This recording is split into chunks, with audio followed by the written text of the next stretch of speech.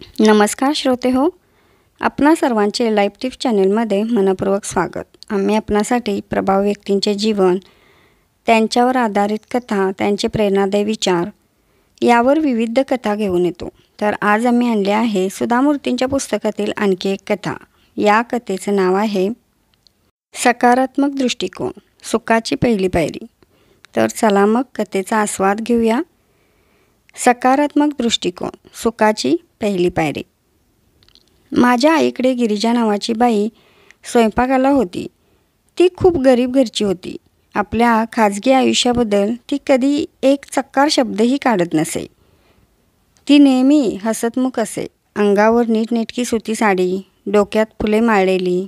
ती चांगली चुणचुणीत होती, समाधानी होती. स्वयंपाकघरात काम करत असताना गाणी गुणगुणायची तिला सवय होती. आमच्या सर्व मागण्यात ती अगदी हसतमुखाने पुरवायची. तिला मी दुःखी चेहऱ्याने कुरकुर करताना पाहिलं नाही. तिच्याविषयी आम्हाला फक्त एकच गोष्ट माहिती होती, ती म्हणजे तिच्या नवऱ्याने तिला आणि त्याच्या मुलाला टाकलं होतं. शिक्षण नाही, काही नाही, लहान गावात दुसरं काय करणार ती, म्हणून तिनं हे स्वयंपाकाचं काम धरलं होतं. आमच्या ओळखीचा एक वसंत म्हणून गृहस्थ होता. मित्रच होता तो. घरी कायम जाणं येणं असे. तो एका मोठ्या आंतरराष्ट्रीय कंपनीत वरिष्ठ अधिकारी होता. नेहमी कशा ना कशाविषयी तक्रार करत राहण्याचा त्याचा स्वभाव. तो कधीही आमच्याकडे आला की आमच्या घरचं वातावरण बिघडून जायचं. माझा मुलगा 12वीत आहे, पण काही अभ्यास करत नाही, तो एकदा तक्रारीच्या सुरात म्हटला. त्याचा मुलगा खरं म्हणजे खूप हुशार होता, मेहनती होता, हे मलाही माहीत होतं. मग त्याचे वडील कशाबद्दल तक्रार करत असावेत? मला माझ्या मुलाला IITत घालायचं आहे. भारतातील प्रतिष्ठित म्हणून गणल्या गेलेल्या इंडियन इन्स्टिट्यूट ऑफ टेक्नॉलॉजी संस्थेत प्रवेश मिळवण्यासाठी देशभरातून अक्षरशः लाखो मुले प्रयत्न करत असतात. एखाद्या मुलावर परीक्षेच्या वेळी अतिरिक्त मानसिक ताण आला व त्यामुळे त्याचे 5 मार्क जरी कमी झाले तरी गुणवत्ता यादीत त्याचा क्रमांक त्यामुळे कितीतरी खाली जाऊ शकतो. आपण आपल्या मुलांना चांगला अभ्यास करण्यास जरूर सांगावे, पण त्याने इतराच्या पुढे जावे, त्यांच्याहून जास्त गुण मिळवावे म्हणून काही आपण त्यांच्यावर दडपण आणणे योग्य नव्हे. असाच हा वसंत पुन्हा एकदा आमच्या घरी आला. यावेळी त्याच्या तक्रारीचे कारण वेगळेच होते. 5 वर्षापूर्वी मी जमीन विकत घेतली आणि आत्ता मी ती विकायची म्हणतोय, तर त्याला फारच कमी किंमत मिळते आहे, तो तक्रार करत म्हणाला. बाजारात मंदी आली आहे. मी जमिनीत पैसे गुंतवायला गेलो, पण सगळंच मुसळकेरात. आता बाजारात मंदी आहे ना, तर देशभरात सर्वत्रच घडलं होतं. मंदीची लाटच चालू असल्यामुळे ज्यांनी या बाजारपेठेत पैसे गुंतवले होते त्या सर्वांचेच नुकसान झाले होते. तो एकटाच काही अपवाद नव्हता.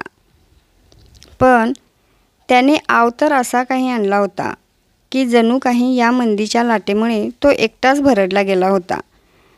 त्याचं एकट्याचंच नुकसान झाले होते. परत काही दिवसांनी वसंत भेटीला आला. तो अगदी दमलेला दिसत होता. बेंगलोर काही आता पूर्वीसारखं राहिलं नाही, तो कुरकुरत म्हणाला.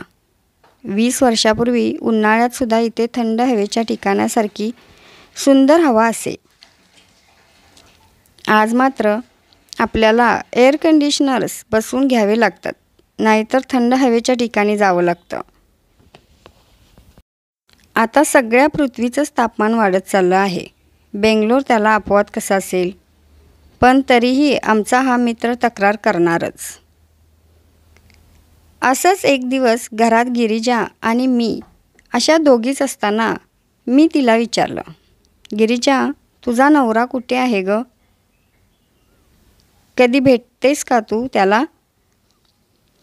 त्यावर ती शांतपणे थोडा वेळ माझ्याकडे बघत राहिली आणि नंतर म्हणाली, त्याने दुसरी बाई ठेवली आहे. तो तुमच्या शेजाऱ्यांकडे ड्रायव्हर म्हणून कामाला आहे. मला ते ऐकल्यावर धक्काच बसला. ती आपल्या नवऱ्याला रोज बघत होती व तेही दुसऱ्या बाईबरोबर. मग तुला त्याचा राग नाही येत? मी विचारलं. सुरुवातीला यायचा, पण आता मी विचार करते, मी तर नशीबवान आहे. मला फक्त एकच मुलाला वाढवून लहानाचं मोठं करायचं आहे. माझा मुलगा हुशार आहे, आज्ञाधारक आहे. त्याच्या वडिलांनी आम्हाला टाकलं, त्यामुळे त्याला माझी जास्त काळजी आहे.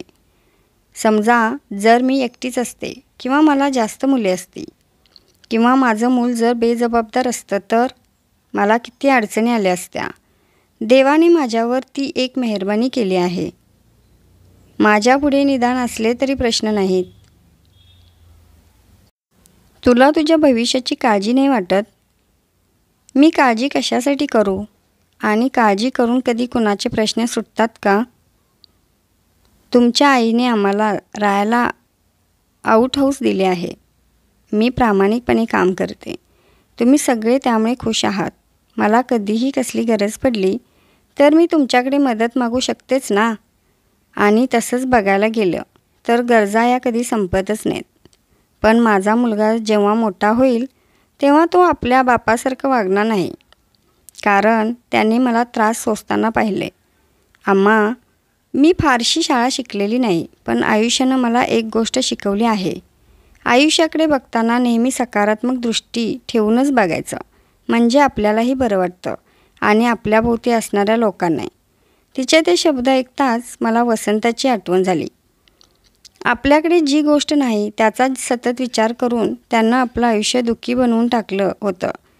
आणि एकीकडे ही अशिक्षित स्त्री गिरिजा प्रत्येक संकटाकडे सकारात्मक दृष्टीने बघण्यास शिकली होती आणि आयुष्याचा आनंद घेत होती. नुकतीच मी हार्वर्ड मॅनेजमेंट स्कूलमध्ये बिझनेस मॅनेजमेंटचा कोर्स करण्यासाठी गेले होते. त्यांनी तिथे आम्हाला एक सर्वात महत्त्वाचा धडा शिकवला. तो म्हणजे तुम्हाला जर सुखी व्हायचं असेल तर तुम्ही ते आपणच शिकाल व आत्मसात कराल.